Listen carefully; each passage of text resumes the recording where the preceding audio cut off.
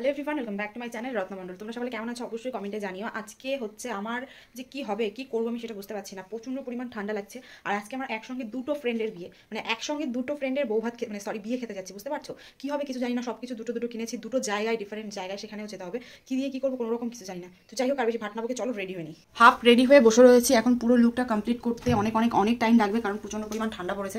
এই ঠান্ডার মধ্যে সোয়েটার নেবো নাকি চাদর নেবো না কি নেবো ভগবানই জানে। তো চলো আর বেশি ভাটনাবকে, একদম রেডি হয়ে দিন দেখা হচ্ছে। ফাইনালি রেডি হয়ে নিয়েছি, আর আমার হাতে দেখো দুটো গিফটের বক্স। মানে যেহেতু দুটো বিয়েতে যাচ্ছি, তো গিফটও তো দুটো নিতে হবে, তাই না? একটা বিয়েতে যাবো, একটা বিয়েতে গিফট নেবো না, এটা হতেই পারে না। তো চলো আর বেশি লেট না করে বিয়ে বাড়িতে যাই, কারণ আমাকে দুটো বিয়েতে অ্যাটেন্ড করতে হবে। আর এই দুটো বিয়ে যাওয়ার জন্য তাড়াহুড়ো করে তো বেরোতেই হবে, এর জন্য আমি কিন্তু এখন মিনিমাম 6টার সময় বেরিয়ে যাচ্ছি। তো চলো আর বেশি লেট না করে যাই। বিয়েবাড়িতে যাব, একটু সেজে গুজে মাঞ্জা না দিয়ে গেলে ছেলেরা কি তাকাবে বলো? আমার মতন কারা কারা এই জিনিসটা বিলিভ করো অবশ্যই কমেন্টে জানিও। দেখো বৌদি ভাই চুল বেঁধে দিয়েছে, আর আমি কিন্তু চুল বেঁধে সুন্দর করে চলে তো এসেছি বিয়েবাড়িতে, বাট এখানে এসে ঘটে গেল এক অবাক কাণ্ড। কারণ আমার এই ফ্রেন্ডটা আমাকে কিন্তু ওর লোকেশন বলে, বাট আমি ওর কখনোই সেইভাবে বাড়িতে আসিনি। খুব যে ক্লোজ ফ্রেন্ড সেটাও আমরা না। আমি তো কাঁথা কম্বল সবই নিয়ে এসেছি, অনেকটা রিস্ক নিয়ে হাতে গিফট নিয়ে ঢুকে যাচ্ছি। ওর লগ্ন ছিল 9টার সময়, ওকে ফোন করলাম, ও বললো আমি এখনও আসিনি, আমি এখনও মেকআপ আর্টিস্টের কাছে সাজছি। আর এদিকে বুকের ভিতরে ধরাস করছে যে আমি তো ওদের বাড়িতে কাউকে চিনি না, গিফটটা নিয়ে কি করব, কাকে দেব, কি কথা বলবো। আদৌ আমি আমার ফ্রেন্ডের শুক্লার বিয়ে ছিল, তো শুক্লার বাড়িতে এসে পৌঁছালাম কি এটা অন্য কার বাড়ি। আমি প্রচণ্ড পরিমাণ আপসেট ছিলাম এই সব বিষয় নিয়ে, কারণ আমার লাইফে এইরকম প্রথম। কারণ আমার যার সঙ্গেই ভালো সম্পর্ক হয় তার আমি ঠিকুচি গুষ্টি সবই জেনে যাই, সেও জেনে যায়, বাট এইরকম আনকমফোর্টেবল ফিল নিয়ে কি করে আমি দাঁত কেলিয়ে বেড়াচ্ছি সেটাই জাস্ট দেখো। ভাবলাম ভিতরে গিয়ে যদি আমাকে তাড়িয়ে দেয় তার থেকে ভালো আমি এখানটায় দাঁড়িয়ে কিছু ভিডিও ক্লিপ নিই, কারণ যে কনের বিয়েতে আমি এসছি সেই কনের বাড়ি যদি এটা না হয় তাহলে আমার কপালে খুব দুঃখ আছে।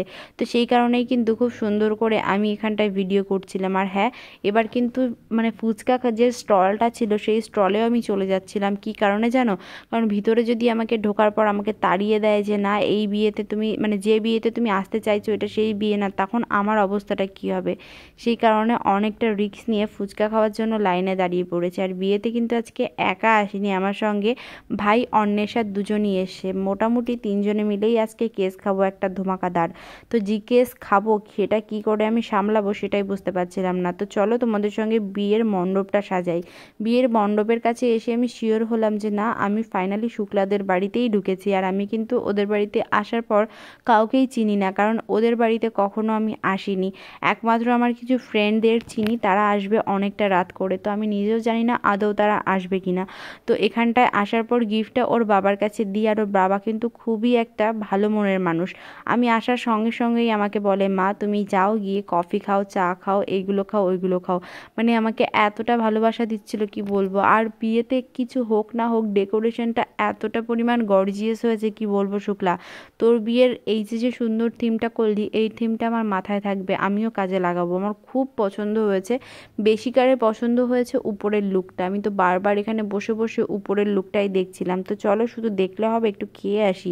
এখানে কিন্তু পকোড়া দিচ্ছে, আর কিছু করি না করি বিয়ে বাড়ি গিয়ে খাওয়া দাওয়াটা মন ভরে করি। আর পকোড়া আমাকে যদি এক বাটি পকোড়া দেয় আমি বলি না ভাই আমাকে 2 বাটি পকোড়া দেয়। আর এদিকে দেখো পকোড়া খেতে খেতে আমি দেখছিলাম মজা, এদিকে চলে আসলো আমার সেই পুচকে পুচকে ফ্রেন্ড, এদের সঙ্গে সেই ক্লাস 5-6 থেকে পড়াশুনো করেছি, উচ্চ মাধ্যমিক মাধ্যমিক অবধি একসঙ্গে থাকার পর ছাড়াছাড়ি হয়ে গেছে, প্রায় 3 থেকে 4 বছর পর সবার সঙ্গে দেখা। খুব সুন্দর করে আলাপ হলো, খুব ভালো লাগলো। আবার ওদের কিন্তু প্রত্যেকটা মানুষকেই খুব সুন্দর লাগছিল। আর তোমরা হয়তো অনেকেই ওকে চেনো, প্রিয়া, রাধা, জ্যোতিকা, আর হচ্ছে আমাদের আমাদের আর এক সুন্দরী, আমাদের আর এক সুন্দরী তো কোথায় চলে গেল আর ওর নামটাও বলা হলো না।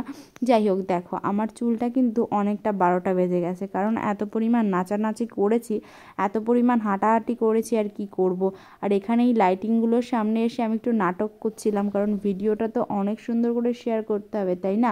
তো দেখো আমি এবার আবারও সেই জুনি লাইটের ভিতর থেকে যাচ্ছিলাম।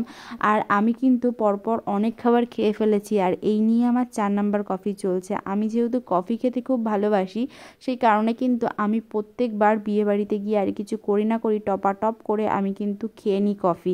আর এখানে কিন্তু নাচার জন্য খুব সুন্দর ডিজে সেট আপ করা হয়েছে। আর দেখো লাইটিংগুলো কি সুন্দর, আমার তো মনে হচ্ছে আমি একা গিয়েই নাচন কোদন করি। বাট একা তো নাচলে লোকে আমাকে পাগল ভাববে, সেই কারণে কিন্তু আমি পাগলামি তো একদমই করব না। ফার্স্টে প্রচণ্ড একা এলোন ফিল লাগছিল যে আমি বিয়ে বাড়িতে পুরো জায়গাটা একা কী করছি, কাউকে চিনি না। কিন্তু বিশ্বাস করো যখনই খাবার দাওয়া স্টার্ট করছে তখন আমার আর একা মনে হয় না। আর আমি আজকে একা না, দেখো বিয়ে বাড়ি গিয়ে চুরি করে বাড়ি ফিরলাম, এদিকে ঠোঙা নিয়ে গেছিলাম কারণ পকোড়া পাইছি গাইস। ফ্রি পকোড়া ফেলা যাবে না, সরকারি মানে মানুষ আমাদের মতন এই সাধারণ মানুষ ফ্রি জিনিস কিছু ছাড়ে না, সেই কারণে কিন্তু পকোড়া আমি ঢুকায় নিলাম। মোটামুটি বিয়েবাড়ি সব কিছু হয়েছে, কিন্তু তোমাদের সাথে তো কোনেরই শেয়ার করি নাই। আসলে আমার বান্ধবী সেজেগুজে সবই আসলো, এই কারণের জন্য ওকে দেখতে যাওয়া হয়নি। আর ভিতরে এসে দেখি কি অবস্থা, এতটা জ্যাম পড়ে গেছে, সকলে মিলে একসঙ্গে এসেছে। আর দেখো ওকে কি মিষ্টি লাগছে। নতুন জীবনে অনেক অনেক অনেক অনেক ভালোবাসা, অনেক অভিনন্দন শুক্লা তোকে। তো দেখ তোকে কিন্তু মানে একটা লক্ষ্মী ঠাকুরের মতন লাগছে, মানে পুরো একটা লক্ষ্মী ঠাকুর দেখো। আর আজকে কিন্তু বিয়ের দিনে আর কিছু হোক না হোক সবাই কিন্তু প্রচণ্ড পরিমাণ ফটোশ্যুট করে। আর ফটোশ্যুটের স্টাইলগুলো তুই যদি মানে তো আমার হাতে যদি সময় থাকতো আমি তোকে শিখিয়ে দিতাম, আর তুইও যেগুলো দিয়েছিস সেগুলো তো অনেক, কারণ আমি যা পরিমাণ ফটো তুলি এই কারণেই বললাম। আর দেখো লুকটা প্রচণ্ড সুন্দর করেছে, আর বিয়েবাড়ির লুক মানে রেড বেনারসি, এটাই স্বাভাবিক। আমার তো খুব ভালো লেগেছে লুকটা, আর খুব সুন্দর লাগছিল, খুব মিষ্টি, পুরো লক্ষ্মী ঠাকুর একটা পুতুল পুতুল লাগছিল।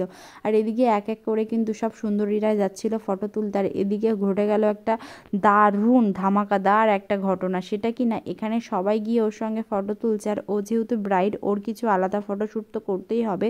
সেই কারণে দাদাভাই কিন্তু ডাইরেক্ট বন্ধ করে দেয় লাইটটা বন্ধ করার পরে কিন্তু পুরো এখানে 12টা বেজে যায়। দেখো সবাই ফটো তুলছে, এটা দেখে দাদাভাই আমাদের পুরো মুখ কালো করে দাঁড়িয়ে রয়েছে। আর এখানে কিন্তু লাইটের এফেক্ট বন্ধ করে দেওয়ার পরেও সবাই ফটো তুলছে, মানে কারোর কোনো রকম প্রবলেম হচ্ছে না। আর আমি তো দাঁড়িয়ে দাঁড়িয়ে দাদাভাইয়ের কথাটা ভাবছিলাম। তো চলো মোটামুটি এদিকের ঘোরা কমপ্লিট, বরকে দেখানো কমপ্লিট, বউকে দেখানো কমপ্লিট, বর আসার নাম নেই। আমি চলে গেলাম খেতে, কারণ আমার এরপরে আরেকটা বিয়েবাড়ি অ্যাটেন্ড করতে হবে। শুক্লা ও কার্তিকের বিয়ে দেখো খুব সুন্দর করে ডেকোরেশন করা হয়েছে। আর খাবার দাবার কিন্তু সবই রয়েছে, সাদা ভাত থেকে শুরু করে একদম চাটনি পর্যন্ত। আর আমি কিন্তু এদিকে ফার্স্টেই হচ্ছে ডাল দিয়ে এত সুন্দর কষাচ্ছিলাম কি বলবো, আমি যেহেতু খেতে ভালোবাসি তাই তো খাবোই। তো চলো ভিডিওটা এই পর্যন্তই রাখছি, কেমন লাগলো জানিও, সকলে ভালো থেকো, টাটা।